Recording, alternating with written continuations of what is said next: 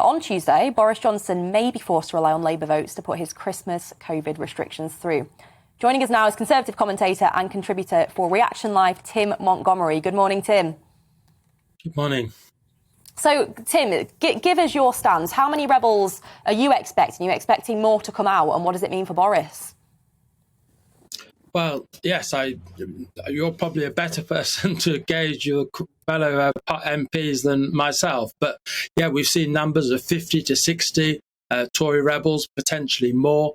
And I think the overall mood in the Conservative Party has just been so exacerbated by all of the incompetence that we've seen in the last week, that the rebellion will be higher as a result of the sort of just general unhappiness inside the parliamentary party, as well as on the merits of the issue. Well, Tim, you've watched this for a long, long time. Can you believe, as a lifelong committed Conservative, that the government is putting forward, Conservative government is putting forward the concept of vaccine passports for England, the idea that we may need to show a vaccine passport to go to the pub, and more significantly, that a Conservative government is talking about a national conversation on mandatory vaccines. How do you feel as a lifelong Conservative about those debates? Well, every day at the moment, Nigel, the Conservative Party is offending me. It's incredibly hard. I'm a very proud supporter of the Conservative Party. I've given most of my adult life to seeing it flourish. But at the moment, whether it's, I've been listening in on your conversation. You've been talking quite understandably about COVID and the controversy over Partygate. You just as easily could have been talking about the report that we had in the last week about the absolute shambles of the Afghanistan withdrawal. In many ways, the implications of that for people much more profound. We invaded a country and made all sorts of promises to the people of Afghanistan, particularly the translators that helped us in that conflict. And what we learned this week was that a massive incompetence meant that we left those many people behind, probably to their deaths. That probably, in a way, should be the top story. We had the story re-emerge about the Prime Minister's wallpaper. This has come very soon after the whole ethics debate that has engulfed the Prime Minister. So we have, at the same time, the ethics questions. We have the party's reputation for competence being shaken to its core. And the Conservative Party really is an electoral force because of its reputation for competence. Take that away, and it's very, very vulnerable at the next general election. Tim, I mean, you know Boris Johnson well. You've been friends with Boris Johnson, and there's no doubt he's a good campaigner. Not so much at the moment, but yes. Well, I know. But, we know he's a good campaigner. We know he's a great cheerleader.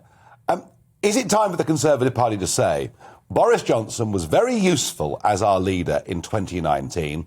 He was a great asset to us, the point that Arlene was making earlier, but that actually the time has come to find somebody else?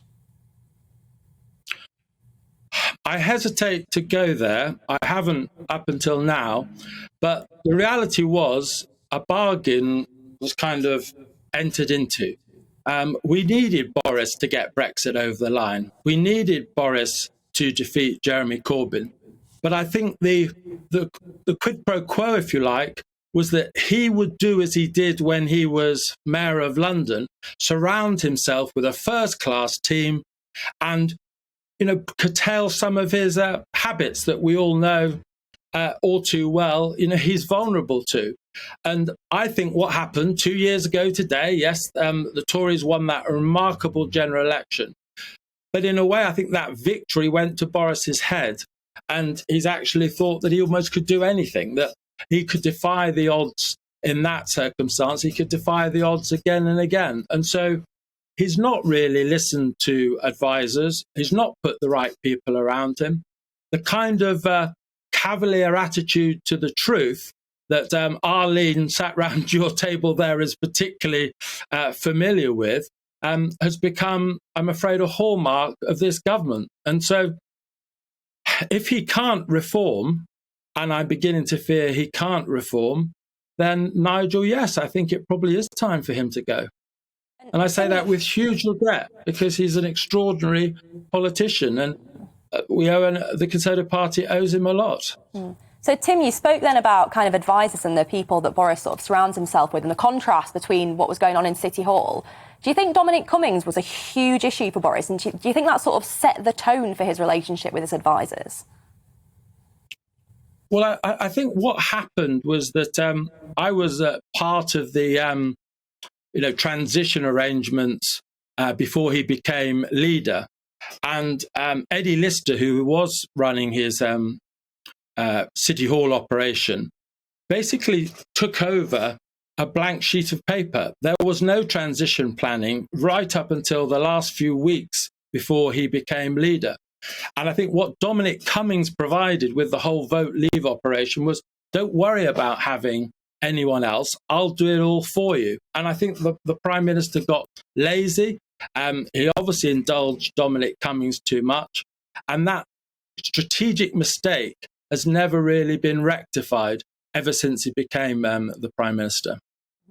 Well, Tim, thank you so much for joining us this morning, giving your insights. Tim Montgomerie there, Conservative commentator and basically expert on the Conservative Party, I'd say. And was very frank, wasn't he? Absolutely. Very, very. I mean, he pretty much went all the way. Well, I think he went a lot further than I expected him to go, Nigel, I have to say.